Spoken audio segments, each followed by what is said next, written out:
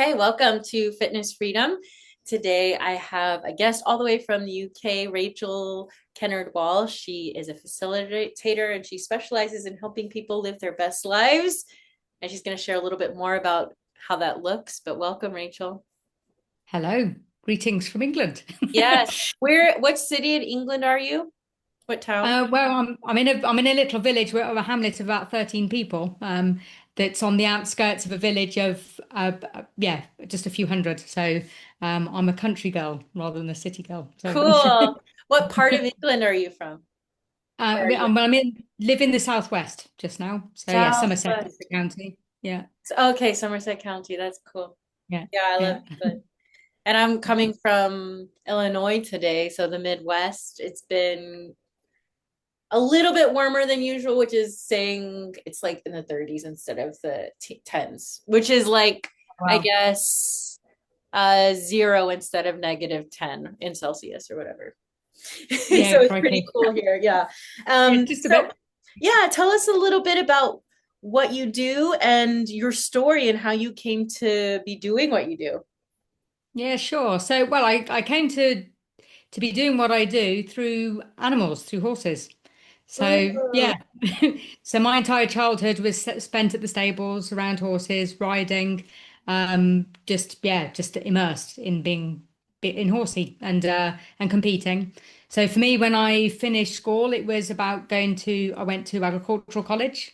And for me, I thought my career path was working with animals and being an animal chiropractor. So uh, at that age, because I wasn't a chiropractor, osteopath, or vet, as far as the training that I had, then I had to train to treat people before I could treat animals, do the animal course. So I just thought it was literally just a means to an end. And I thought, well, if I'm treating horses, then the riders may well need treating as well. So it all fits very well together. But during my training, it's McTominay Chiropractor was the where I did my training, which is a special form in the UK, although is more training available throughout the world now. But with the McTominay Chiropractic training, I trained on the people side before I did for a short period become an animal chiropractor. But for me, it was whilst I was training, just the entire mind body link fascinated me. But I had some experiences whilst I was training in my early years in practice where, people were coming to see me for chronic pain and recurrent pain. But I was noticing that pain was not actually physical at all. It was more to do with what was going on in their lives. So my first experience was with a housemate that had chronic pain, and it was to do with her.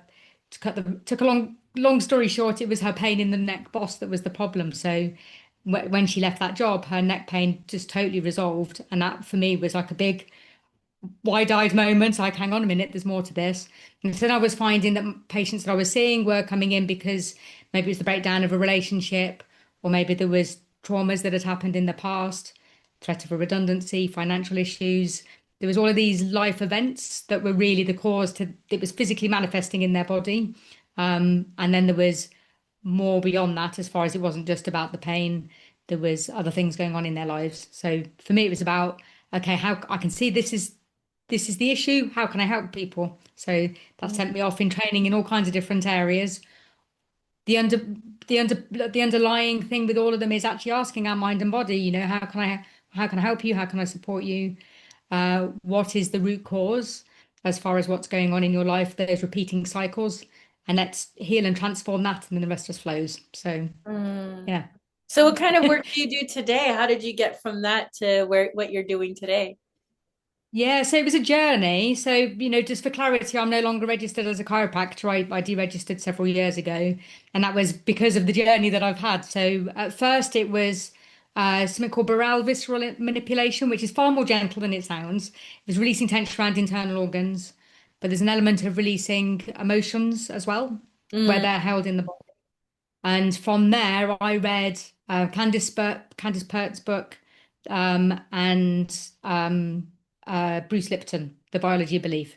And Bruce Lipton's book was a game changer for me. He spoke about how our environment influences our body and how it works and how it functions. And within that book, he talks about a method called Psyche.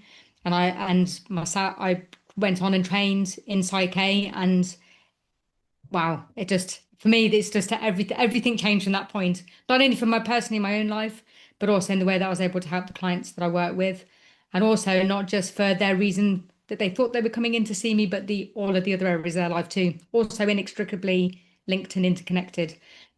So yeah, so Psyche was a big one. I have done other training, root cause therapy, um, uh, just to help people on that subconscious mind body level. So Yeah. yeah. And I know from your website and what you shared with me, you have a really holistic approach to well-being. And just what you're explaining now, I find it fascinating as well, how it's all connected.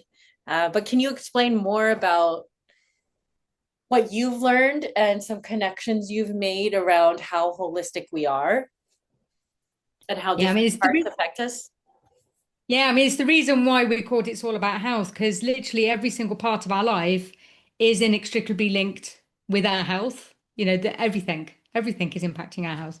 And so for me, that I think that's the bit that can be missed. We understand the mind-body link exists, and we understand that how we feel impacts how we think. But just that kind of on the global level, um, when we come back to how we identify as ourselves or what our core beliefs are, um, they're the foundations for everything else that happens within our life and can keep us trapped in those repeating cycles. And for me, when I'm working with somebody, my aim is to help them to get to where they want to be, whilst being respectful of the process and where they're at, and making sure that it's thorough, but helping people to get there in the shortest timeline possible. And in all the different trainings that I've done and everything that I read, it all comes back to our thoughts and our beliefs and those memories that are held. And when we heal those, then the rest just diffuses into everywhere else within our life. So Mm, like with Psyche, I love it because you just ask the subconscious mind and body. When I work with somebody that you describe what's going on in your life right now, and then we define very clearly how do you want your life to be instead? Where is it that you're aiming for? And then the process helps you to bridge that gap from where things are right now to the outcome that you would like from the sessions. And mhm. because so many things can be subconscious, they're below your level of awareness. By asking the mind and body that is the holder of all that knowledge, then we can find out what needs to change and then create that change. Mhm. Yeah.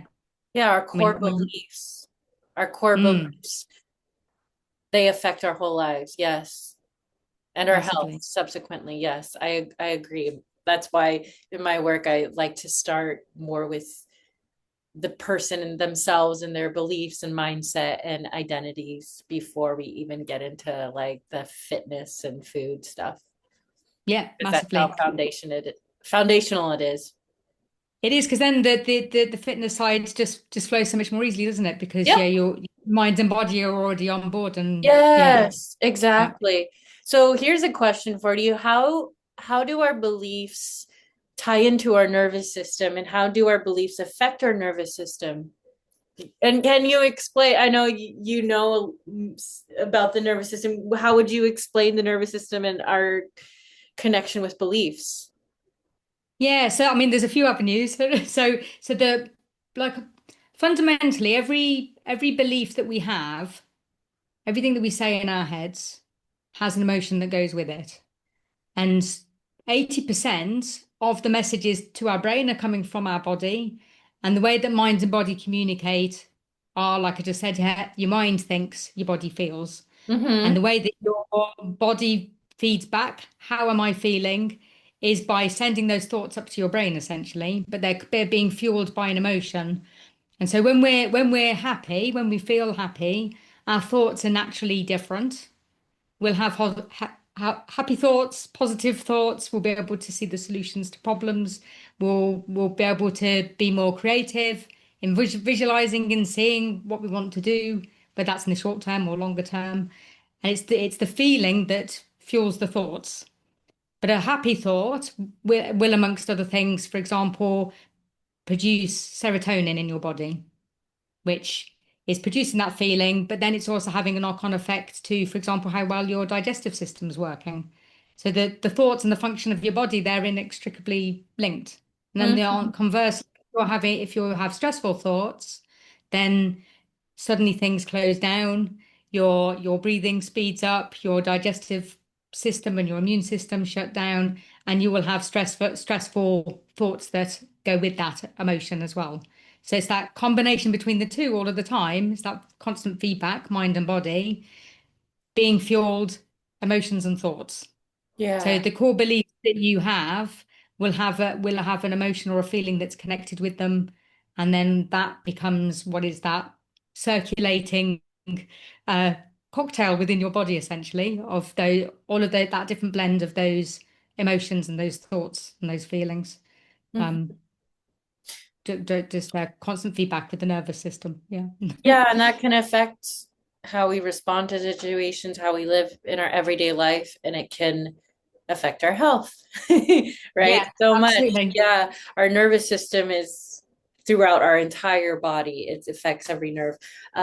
So how do we become, I know that therapy can be helpful for this, meditation can be helpful, journaling, but in your work, how do you see us becoming more aware of what those core beliefs and patterns are on a level that can actually create change? So just ask me the question again. So on a level that can create change, you mean the how do you create the change or the identifying those thoughts in the first place, I suppose is the I'm starting asked, point. I asked that little, I put that little phrase at the end because a lot of the times we do seem to be aware of our issues, like, oh, I can't get myself to do this, or I'm frustrated with this. How do we become aware of those patterns and beliefs in a way that supports change? Or how do Yes, we create that change from that place of awareness? I think we're often aware of our habitual thought patterns, Mm-hmm. but we're not necessarily aware on the conscious level of the subconscious driver behind it. I like that. So Yeah.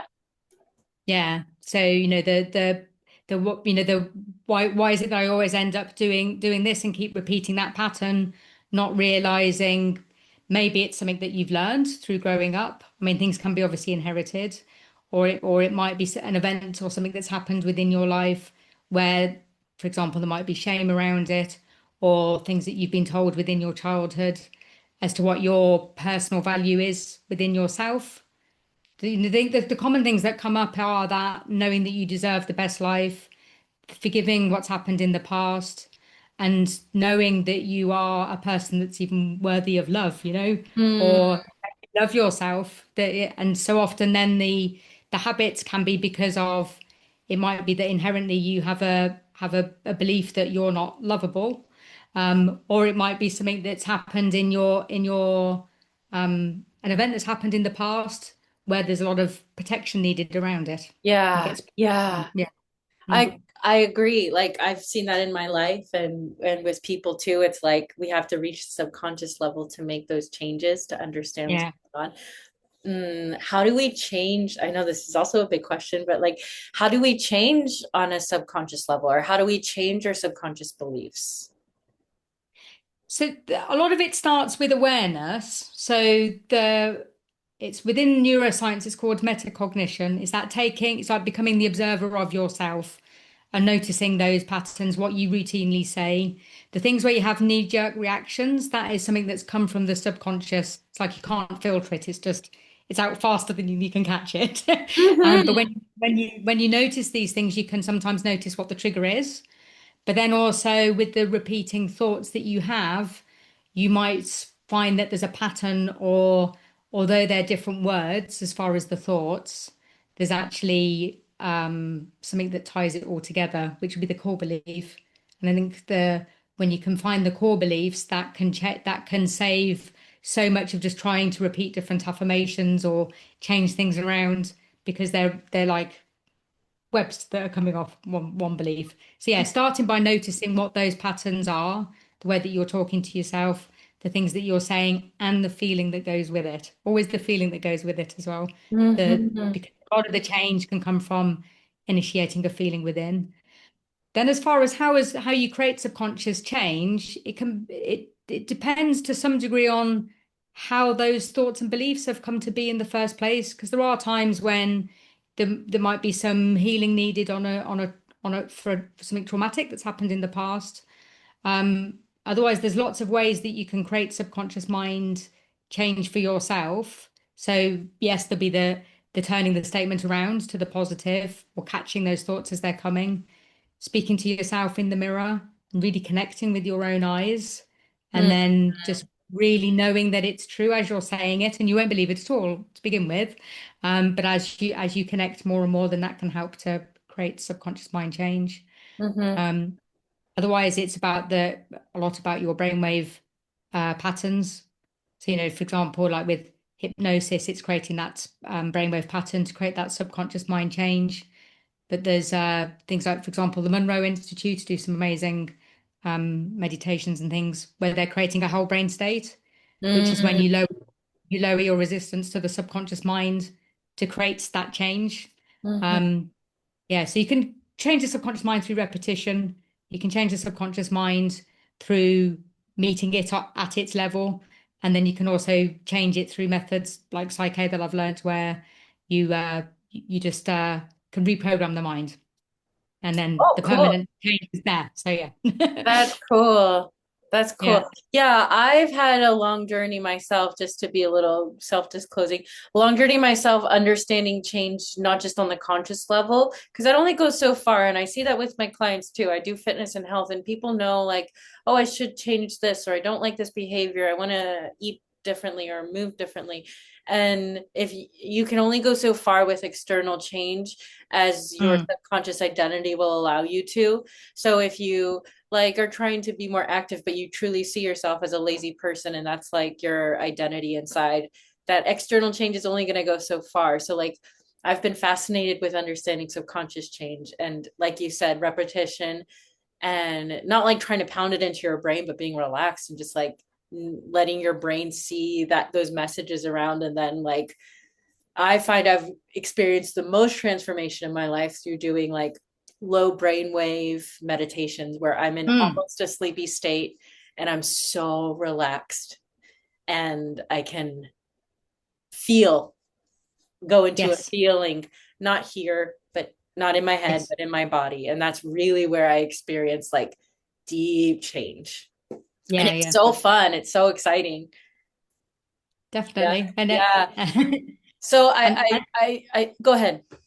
no, I was going to say that's it, but perfectly because you can't outwill the subconscious mind.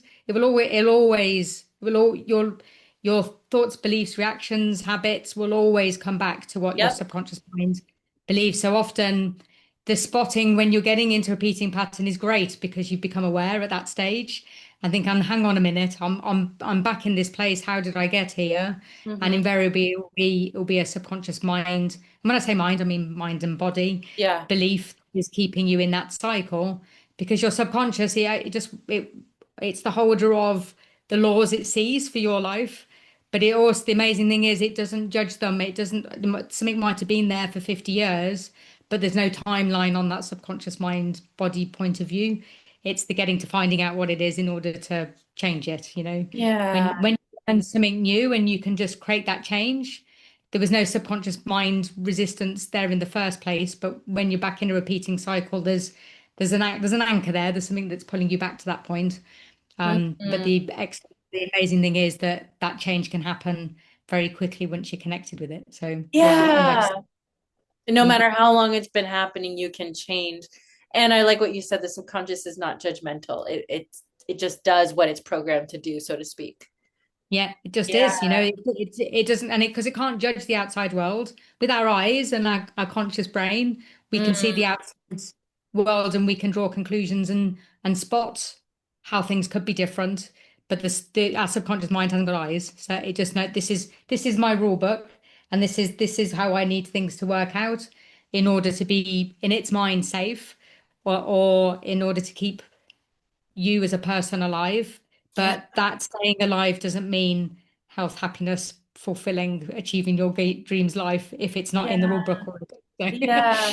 So a big part of your work too is helping people tap into that subconscious part of themselves and follow their body's own wisdom and directing that. I've seen on your website how much you emphasize like following your innate wisdom, and I really appreciate that.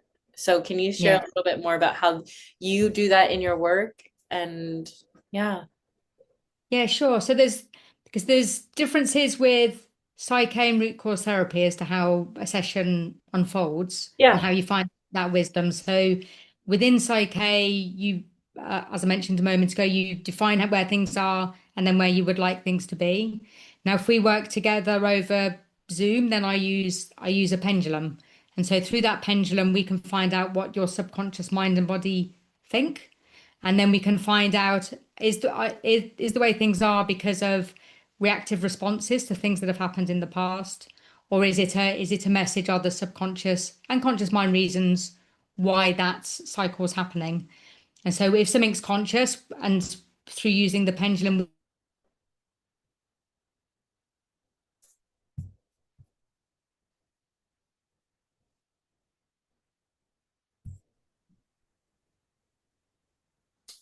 Hello? Yeah, Oh, can you your hear? your sound paused for a little bit. Oh, Yeah, don't worry, I can edit it out. I just couldn't hear you speak for a little bit. So can you go back to the pendulum?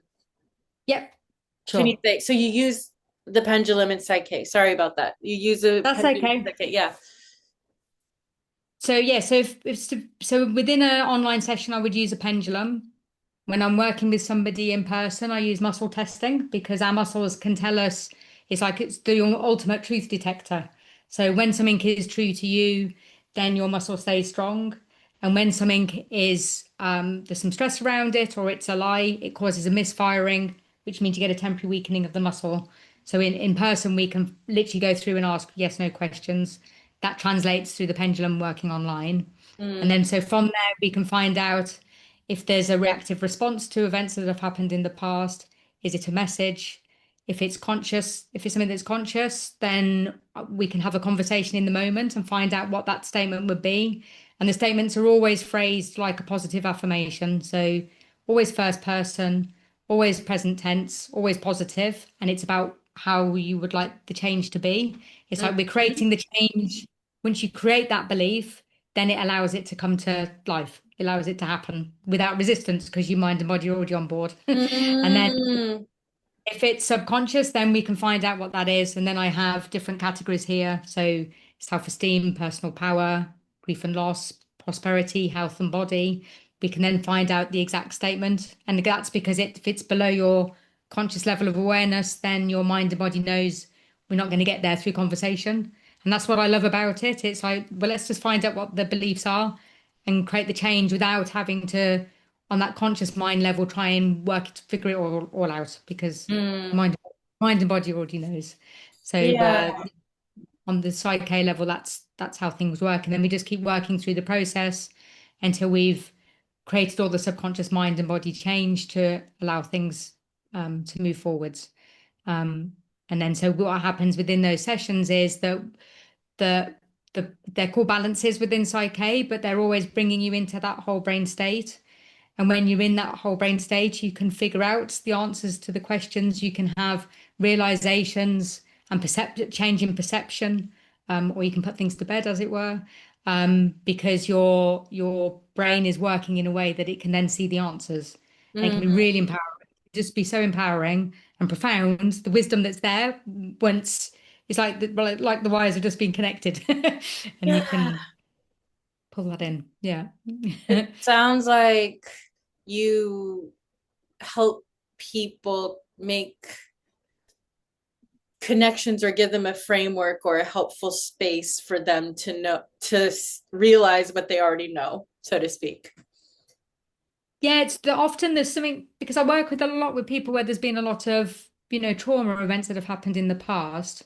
I think often just for somebody to have the space to just be able to talk and air everything that they've been thinking and feeling. And I work with a lot of people where they won't have told anybody else, what they share within a session, but just to feel heard and validated and also know that they're not alone and know that how they're feeling is normal for what's happened is extremely empowering But also when there has been something where it's traumatic, then the the frontal lobe of your brain can't figure it out, can't problem solve, and you get stuck in that loop.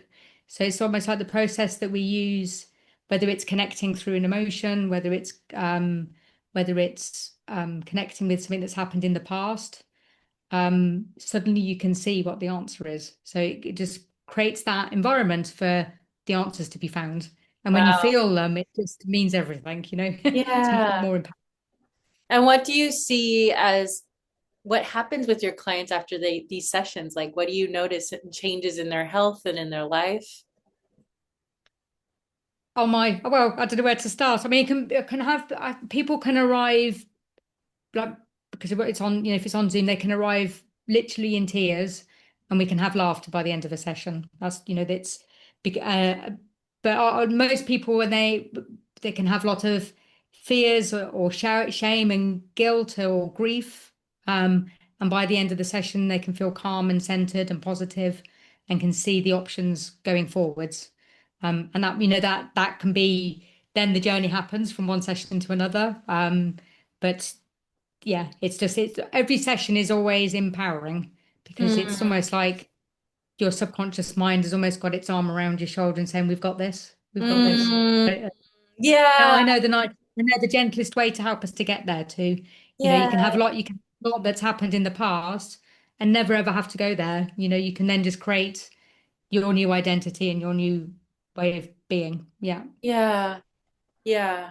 And there's a premise there too that our bodies know the answer, or our subconscious mind knows the Mm. answer, and just helping facilitate that for people.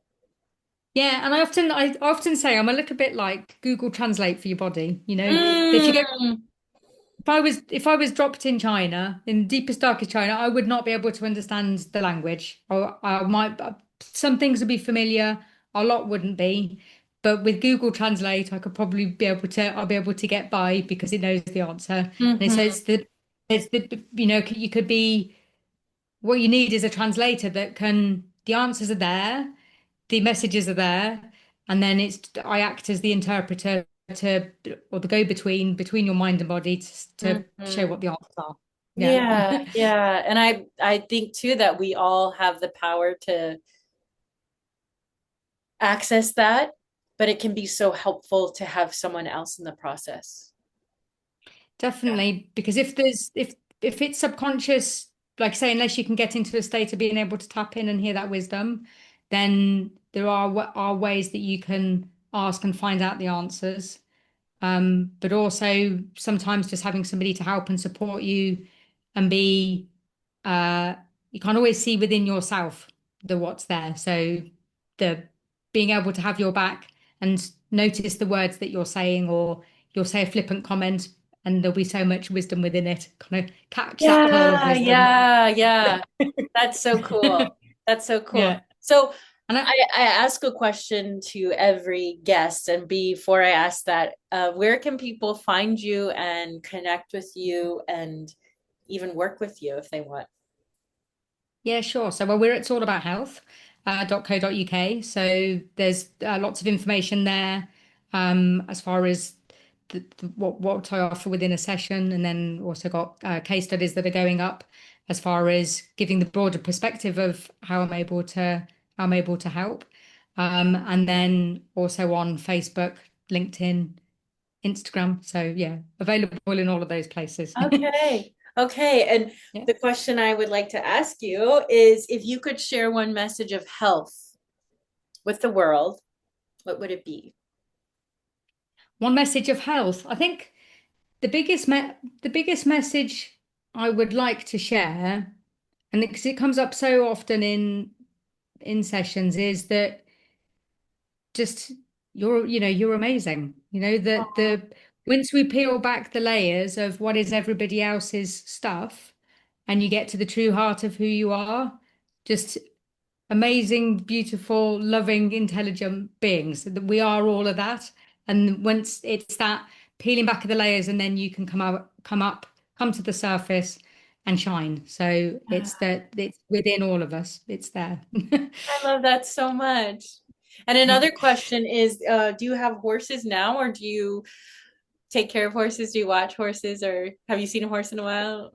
We've got a livery yard a few doors down, so I do see horses coming past a lot. But no, I haven't ridden in decades. And I think that's the funny thing is the horses were where I thought my journey was, but it was a way of just guiding me in the right direction to what I was meant to be doing. So yeah. Oh, that's so awesome. And then what do you like if you live in such a small town in such a small village? What do you this is just curiosity. What do you like do you have a garden? Do you go outside a lot? Do you stay in mostly? Like what is your little life there in Uh, the area? Yeah, so we bought, as myself and my wife Lorna, so we bought well, it was a delivery yard, so there were horses here before we moved in. It's an ex-dairy farm, so we have a couple of acres. I have a whole area that is my veg plot because I just love that going out, digging up vegetables, bringing them into the house, and yeah, making great meals. I love foraging, so we've got lots of things in the hedgerow, which I like making foods for either eating or medicinal purposes. That's cool. And then down the line, we will have a retreat center here. So yeah, that's many years in the Wow, making. that's Yeah, so cool. That sounds lovely. It sounds like a little retreat yeah, absolutely. with fresh air and hopefully more sunshine and less rain for you moving forward. Yeah, that'd be nice. But at the same time, we're in the southwest of England, so it's known to be wet. So yeah, Yeah, part of the deal. Thank you so much yeah. for sharing your knowledge. Thank you for sharing your work and the frameworks that you gave us were really helpful for making lasting change. And I know that people will get value from this. So thank you, Rachel. That's a pleasure. And just one last thing to mention, really, because work with a lot of people where they're in cycles or patterns with eating and food or how they feel within life. And once you change what are the triggers behind the scenes, then it's just exactly as you mentioned with your approach. Once you make that fundamental change, the rest just flows. So it's the come back to who you are and who you would like to be and those core beliefs, and the rest will just happen. So yeah. I wish more people knew that. I want more people to know that. And through this podcast 100%. episode, they Yeah, will, because that is so true. That is so it true. is. Yeah. Yeah. Thank you for the work that you do. Thank you. Yeah, thank you for inviting me along as well. Mhm. Yeah. Yes.